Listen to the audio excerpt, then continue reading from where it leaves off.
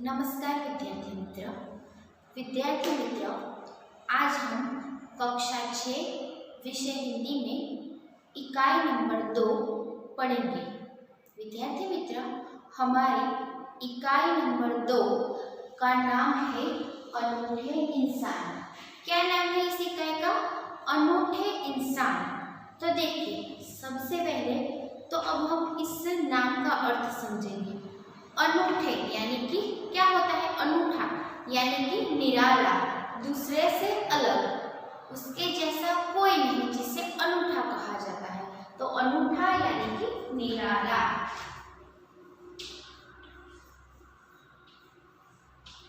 अनूठा यानी कि निराला।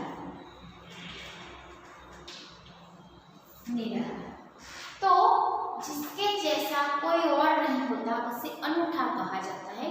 तो अनूठे इंसान यानी कि निराले इंसान। इंसान यानी कि मनुष्य।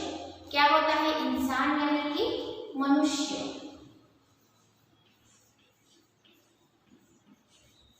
इंसान अर्थात मनुष्य।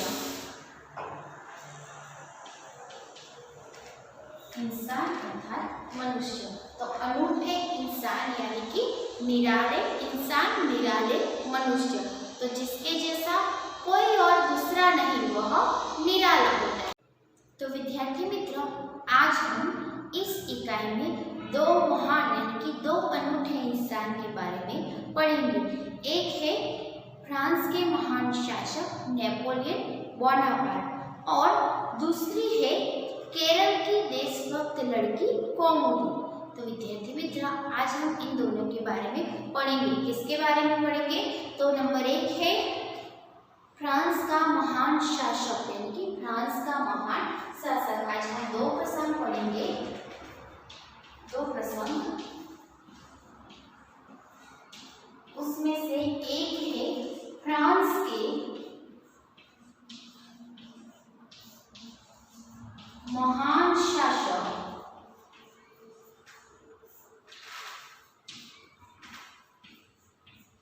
नेपोलियन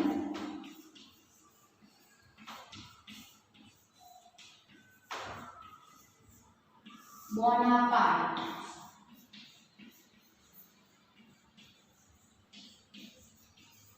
फ्रांस के महान शासक नेपोलियन बोनापार्ट और दूसरी है केरल की देशभक्त लड़की कोमोदी।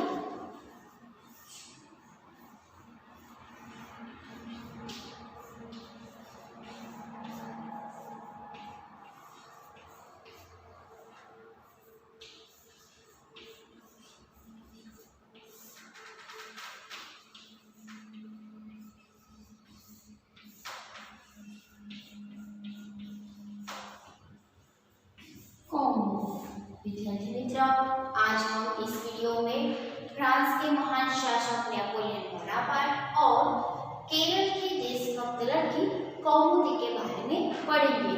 तो चलिए अब हम इसके बारे में जानकारी प्राप्त करते हैं कि नेपोलियन बोनापार्ट फ्रांस के सम्राट थे। कौन थे नेपोलियन बोनापार्ट? फ्रांस के महान सम्राट थे। यहाँ उनके बचपन की एक घटना दी गई है और यहाँ पर हमारी इकाई में नेपोलियन बोनापार्ट के बचपन की एक घटना दी गई है। घटना यानी कि प्रसंग। क्या होता है? घटना यानी कि प्रसंग। घटना अर्थात प्रसंग। घटना अर्थात प्रसंग। तो हमारी इस इकाई का साहित्य प्रकार ही यही है कि प्रसंग वर्णन। क्या है साहित्य प्रकार? प्रसंग वर्णन। तो यहाँ पर फ्रांस के महान शासक, फ्रांस के सम्राट नेपोलियन बोनापार्ट के जीवन का एक प्रसंग दिया गया है, उनके बचपन का। इस घटना से पता चलता है कि सच्चाई का डटकर सामना करने का गुण उनमें बचपन से ही था। तो इस घटना से हमें यह पता चलता है कि सच्चाई का डटकर सामना करना यानी कि बिना डरे सच्चाई का साथ देना, यह उनका गुण बचपन से ही उनमें था।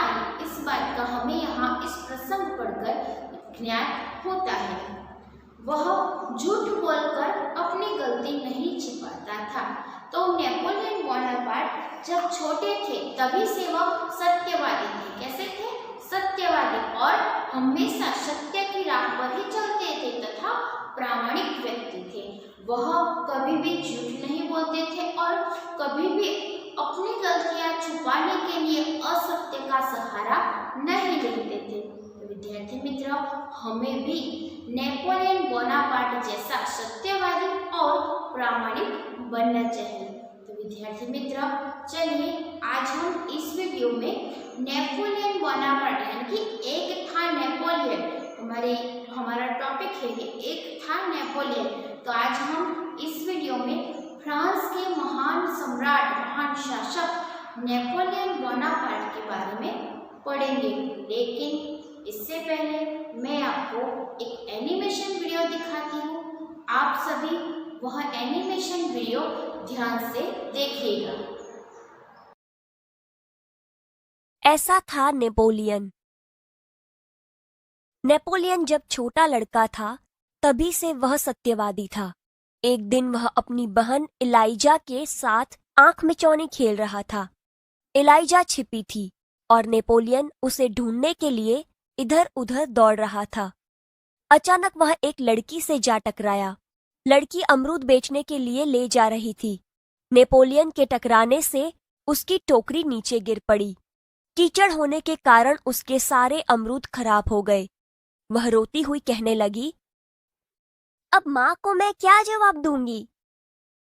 चलो भैया, हम यहाँ से भाग चलें। नहीं बहन, हमारे कारण ही तो इसकी हानि हुई है। यह कहकर नेपोलियन ने जेब में रखे 3 छोटे सिक्के उस लड़की को देकर कहा, बहन, मेरे पास ये 3 ही सिक्के हैं, तुम इन्हें ले लो। इन 3 सिक्कों से क्या होगा? मेरी माँ मुझे बहुत मारेगी। अच्छा, तो तुम हमारे साथ घर चलो, हम तुम्हें अपनी माँ से और पैसे दिलवा देंगे। भैया, इसे घर ले चलोगे तो माँ नाराज होगी। नेपोलियन नहीं माना। वह उस लड़की को अपने साथ घर ले गया।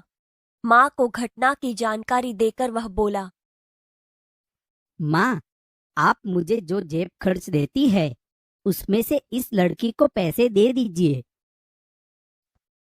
ठीक है, मैं तुम्हारी सच्चाई से खुश हूँ, मगर याद रखना, अब तुम्हें 1 महीने तक जेब खर्च के लिए कुछ भी नहीं मिलेगा। ठीक है माँ। माँ ने उस लड़की को 2 बड़े सिक्के दिए। वह खुशी खुशी घर लौट गई। नेपोलियन को धक्का देने की सजा तो मिली, परंतु सत्य के पथ पर चलने के कारण उसे यह सजा भुगतने में अद्भुत आनंद आया। वास्तव में नेपोलियन सच्चाई के पथ पर चलने वाला इंसान था। बचपन से ही उसे खुद पर दृढ़ विश्वास था और दृढ़ इच्छा शक्ति भी।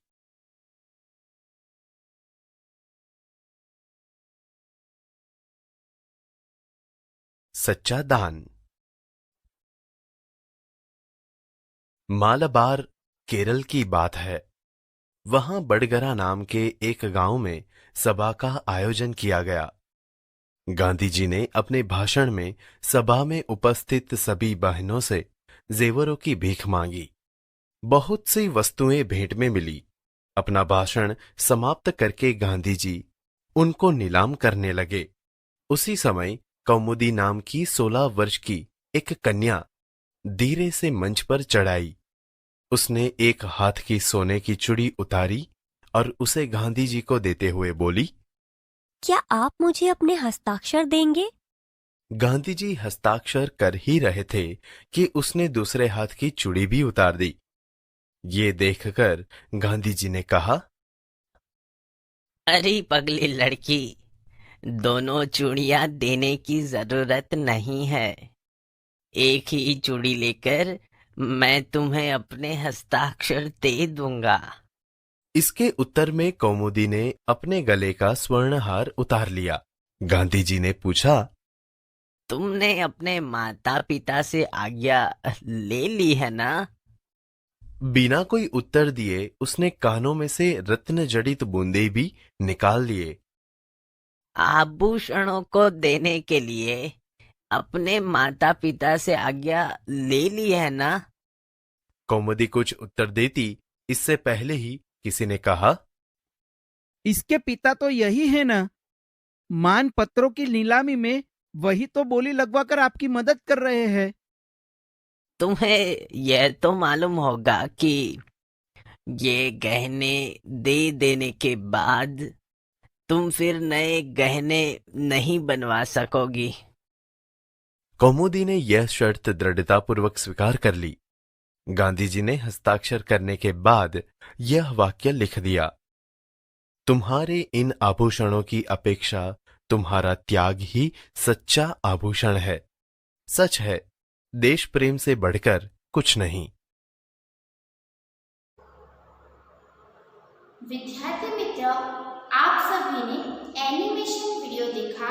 मुझे आशा है कि आप सभी को एनिमेशन वीडियो देखने में बहुत ही मजा आएगा होगा और आप सभी नेपोलियन की तरह ही बनेंगे। विद्यार्थी मित्र, चलिए अब हम इस इकाई का वांचन करते हैं और साथ ही साथ इस इकाई में आने वाले नए शब्द यानी कि शब्दार्थ समझते हैं और लिखते हैं।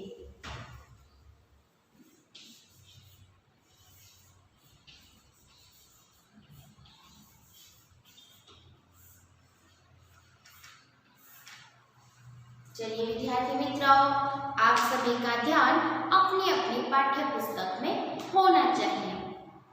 एक था नेपोलियन। नेपोलियन जब छोटा लड़का था तभी से वह सत्यवादी था। सत्यवादी यानी कि हमेशा सच बोलने वाला। क्या होता है सत्यवादी? यानी कि हमेशा सच बोलने वाला, सत्यवादी।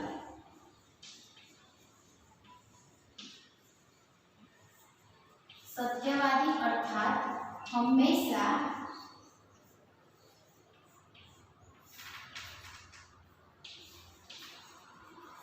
सच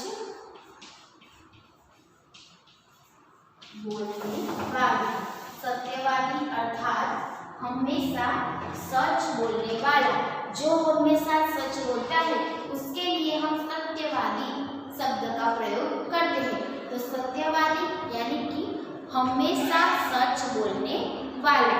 तो नेपोलियन जब छोटा था यानी कि उसके बचपन की यहाँ बात की गई है कि नेपोलियन बोनापार्ट जब छोटा था तभी से वह सत्यवादी था। यानी कि नेपोलियन बोनापार्ट छोटा था तभी से हमेशा सच ही बोलता था।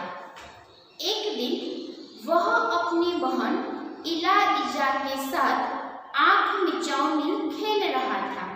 तो एक दिन की बात है कि एक दिन नेपोलियन अपनी बहन इलाइजा, तो नेपोलियन की बहन का नाम क्या था? इलाइजा।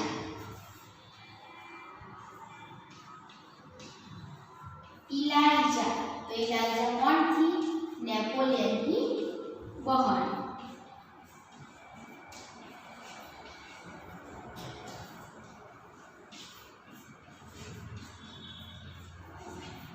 तो इलाइजा कौन थी? नेपोलियन की बहन थी।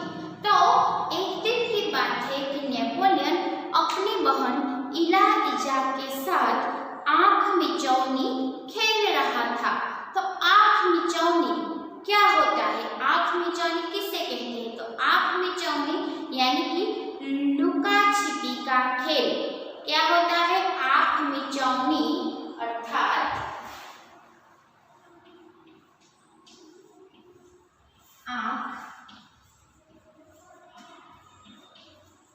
आंख मिचौनी अर्थात लुका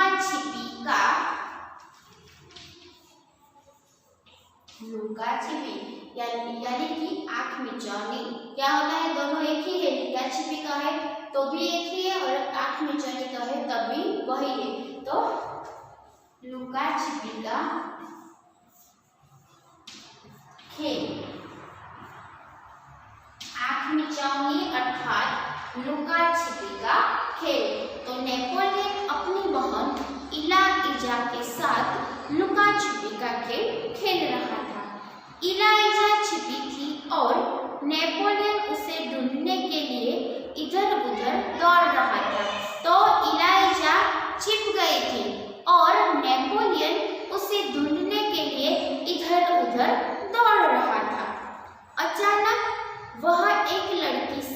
जा टकराया। तो अचानक क्या हुआ? अचानक ही नेपोलियन दौड़ते दौड़ते इधर उधर भागते भागते एक लड़की से टकरा गया। लड़की अमरूद बेचने के लिए ले जा रही थी। तो लड़की क्या कर रही थी? तो लड़की अमरूद बेचने के लिए ले जा रही थी। देखिए अचानक वह एक लड़की से टकराया। तो अचानक यानी कि एकाएक, अकस्मात क्या होता है? अचानक यानी कि एकाएक, अकस्मात।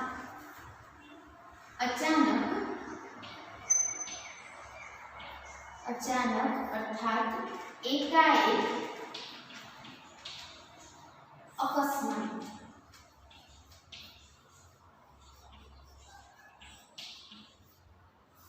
एकाएक, अकस्मात। तो नेपोलियन एक लड़की से टकराया और वह लड़की टकराना यानी कि धक्का लगना। क्या होता है? टकराना यानी कि धक्का लगना। टकराना यानी कि धक्का लगना। टकराना अर्थात धक्का लगना। तो नेपोलियन बोनापार्ट अपनी बहन को ढूंढने के लिए इधर उधर भाग रहा था। उतने में ही अचानक एकाएक वह एक लड़की से टकरा गया यानी कि एक लड़की को उसने धक्का दे दिया और वह लड़की अमरूद बेचने के लिए ले जा रही थी। अमरूद यानी कि पेरू। क्या कहा जाता है? अमरूद यानी कि पेरू। अमरूद अर्थात पेरू, जिसे गुजराती में हम जामफल कहते हैं। क्या कहा जाता है? जामफल। गुजराती में जामफल। तो देखिए नेपोलियन बोनापार्ट एक लड़की से टकराया। वह लड़की अमरूद बेचने के लिए जा रही थी। नेपोलियन के टकराने से उसकी टोकरी नीचे गिर पड़ी। तो देखिए नेपोलियन जैसे ही उसके साथ टकराया तो उसकी टोकरी थी यानी कि अमरूद बेचने जा रही थी तो उसकी टोकरी थी, वह टोकरी नीचे गिर पड़ी। कीचड़ होने के कारण उसके सारे अमरूद खराब हो गए। तो वहां नीचे रास्ते पर कीचड़ था तो कीचड़ होने के कारण उस लड़की के सारे अमरूद खराब हो गए। वह रोती हुई कहने लगी, अब माँ को मैं क्या जवाब दूंगी? तो वह लड़की रोने लगी और कहने लगी कि अब मैं मेरी माँ को क्या जवाब दूंगी कि अमरूद कैसे गिर गए, कैसे, ये तो मेरा नुकसान हो गया। अब मैं मेरी माँ को क्या जवाब दूंगी? आगे देखिए इलाइजा कहने लगी, चलो भैया हम यहाँ से भाग चले। तो इलाइजा ने यानी कि नेपोलियन की बहन ने कहा कि चलो भैया हम यहाँ से भाग चले। तो नेपोलियन ने कहा, नहीं बहन, हमारे कारण ही तो इसकी हानि हुई है।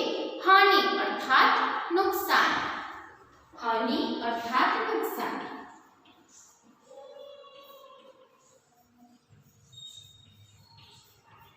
हानि अर्थात नुकसान। तो इलाइजा ने कहा कि चलो भैया हम यहाँ से भाग चले। तो नेपोलियन ने कहा, नहीं बहन, हमारे कारण ही तो उसका नुकसान हुआ है। यह कहकर नेपोलियन ने जेब में रखे 3 छोटे सिक्के उस लड़की को देकर कहा। तो नेपोलियन ने अपनी जेब में से 3 छोटे छोटे सिक्के निकालकर उस लड़की को देते हुए कहा, बहन मेरे पास तो यह 3 ही सिक्के हैं, तुम इन्हें ले लो। बहन मेरे पास यह 3 सिक्के हैं, तुम यह ले लो। इन 3 सिक्कों से मेरा क्या होगा? मेरी माँ मुझे बहुत मारेगी, लड़की ने कहा। तो लड़की ने क्या जवाब दिया? नेपोलियन जब उसे 3 सिक्के देने लगा तो लड़की ने क्या जवाब दिया? तो लड़की ने जवाब दिया कि नहीं, इन 3 सिक्कों से मेरा क्या होगा? मेरी माँ तो मुझे बहुत मारेगी। अच्छा तो तुम हमारे साथ घर चलो, हम तुम्हें अपनी माँ से पैसे दिलवा देंगे।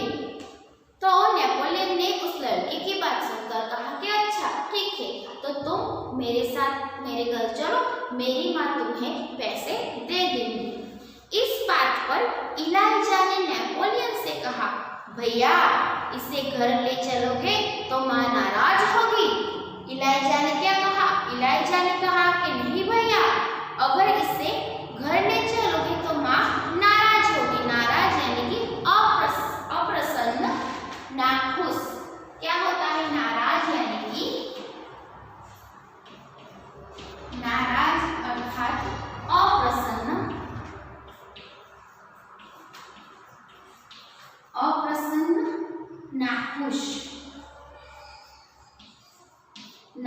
अर्थात अप्रसन्न, नाखुश। तो इलाइजा ने कहा कि अगर भैया तुम इस लड़की को घर ले चलोगे तो माँ बहुत ही नाखुश होगी, अप्रसन्न होगी, तुम पर नाराज हो जाएगी। नेपोलियन नहीं माना, वह उस लड़की को अपने साथ घर ले गया। माँ को घटना की जानकारी देकर वह बोला, माँ आप मुझे जेब खर्च देती है, उसमें से इस लड़की को पैसे दे दीजिए। तो नेपोलियन अपने घर उस लड़की को ले गया और वह जाकर अपनी माँ को सारी बात बता दी और फिर कहा कि माँ आप मुझे जो भी महीने का आप मुझे जेब खर्च के लिए जो भी पैसे देती है वह इस लड़की को दे दीजिए।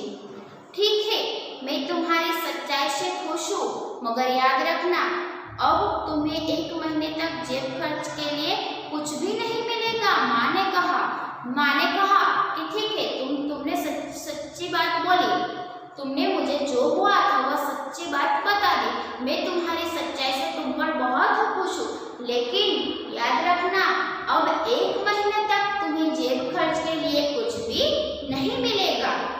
ठीक है माँ, नेपोलियन ने हंसते हुए कहा। तो नेपोलियन ने हंसते हुए कहा, ठीक है माँ, कोई बात नहीं, आप उस लड़की को पैसे दे दीजिए। माँ ने उस लड़की को 2 बड़े सिक्के दिए, वह खुशी खुशी घर लौट गई। तो माँ ने उस लड़की को 2 सिक्के दिए और वह खुशी खुशी अपने घर पर लौट गई। नेपोलियन को धक्का देने की सजा तो मिली, परंतु सत्य के पथ पर चलने के कारण उसे यह सजा भुगतने में अद्भुत आनंद आया।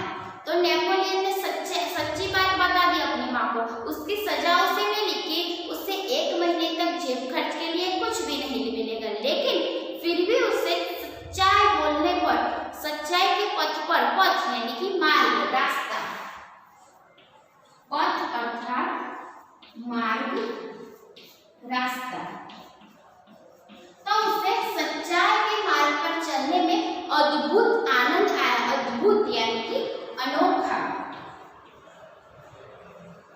अद्भुत अर्थात अनोखा।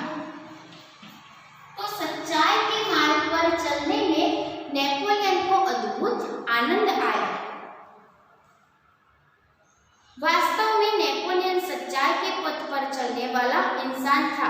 बचपन से ही उसे खुद पर दृढ़ विश्वास था और दृढ़ इच्छा शक्ति भी थी। दृढ़ यानी कि मजबूत। क्या होता है दृढ़ यानी कि? दृढ़ यानी कि मजबूत, दृढ़ अर्थात मजबूत। तो बचपन से ही नेपोलियन बोनापार्ट को अपने आप पर दृढ़ इच्छा शक्ति थी कि मैं कभी भी झूठ नहीं बोलूंगा और हमेशा सच्चाई के रास्ते पर ही चलूंगा और हमेशा प्रामाणिकता से रहूंगा। इच्छा शक्ति यानी कि मनचाही वस्तु प्राप्त करने की शक्ति। इच्छा शक्ति अर्थात मनचाही वस्तु प्राप्त करने की शक्ति। तो नेपोलियन बोनापार्ट ऐसा इंसान था कि जो कभी भी झूठ नहीं बोलता था और हमेशा सच्चाई के, प्रामाणिकता के रास्ते पर चलता था। तो विद्यार्थी मित्र, हम सभी को भी नेपोलियन बोनापार्ट जैसा ही बनना चाहिए कि अगर हमसे भूलकर भी कोई भूल हो जाए तो हम उस भूल को छुपाएंगे नहीं, लेकिन अपने मम्मी पापा या अपने शिक्षक को, गुरुजी को, बड़े भाई बहन को हम कह देंगे कि आज मुझसे यह भूल हो गई। अगर आप होमवर्क नहीं लाते तो आप टीचर को कह देंगे कि टीचर मैंने आज होमवर्क नहीं किया। उसके लिए झूठ नहीं बोला कि मैंने तो होमवर्क किया था लेकिन नोट घर पर रह गई, ऐसा नहीं कहना, क्योंकि एक झूठ छिपाने के लिए आपको 100 झूठ बोलने पड़ेंगे। तो विद्यार्थी मित्र, आप सभी को नेपोलियन की तरह ही बनना है। विद्यार्थी मित्र, आज हम इस वीडियो में इतना ही देखेंगे। आगे की जो कहानी यानी कि अगला जो दूसरा प्रश्न है कौमुदी का, देशभक्त कौमुदी का जो प्रश्न है वह हम ऑनलाइन जूम क्लास में पढ़ेंगे। मुझे आशा है कि आप सभी मैं जो वर्कशीट दूंगी वह बहुत ही अच्छी तरह से लिख सकेंगे। अस्तु।